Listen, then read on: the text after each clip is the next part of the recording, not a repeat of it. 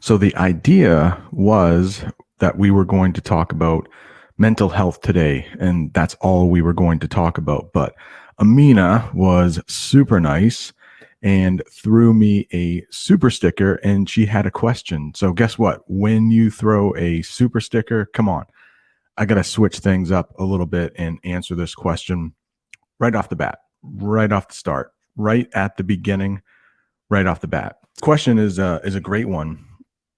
How do we use relatively in a sentence? So I would say let's talk about relative first. And that means compared to something else, which probably doesn't help. Let's take something like cold.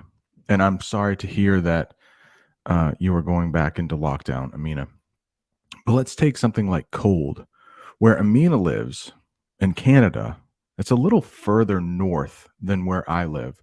So maybe to her, cold, let's say 20 degrees is cold to her.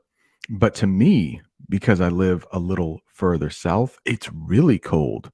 So she might say, "Yeah, it's relatively cold right now," means compared to something else. So let's say it's 20 degrees in January. Like that's relatively cold compared to 20 degrees in December. It wouldn't feel as cold. How about this? Tall.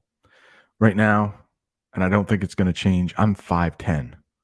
That's how we say height in the United States. I'm 5 foot 10 inches tall. Like that's relatively tall compared to a baby. So when we say relative or relatively, we're comparing it to something else. So I'm relatively tall compared to a baby. But if you take Shaquille O'Neal, that dude is huge. I'm relatively short. So whenever you use relative or relatively, you have to compare it to something else. So one thing you should never do is compare your English to somebody else.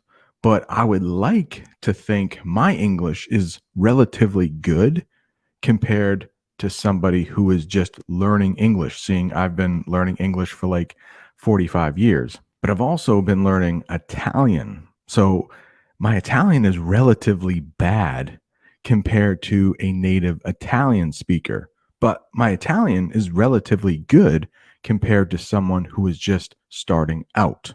Amina, if you have any questions, let me know. Thank you so much for the super chat. It really goes a long way. Every bit of money I've made so far with the channel goes back into the channel to try to help you learn English a little bit better. This microphone, I hope, makes me sound a little better.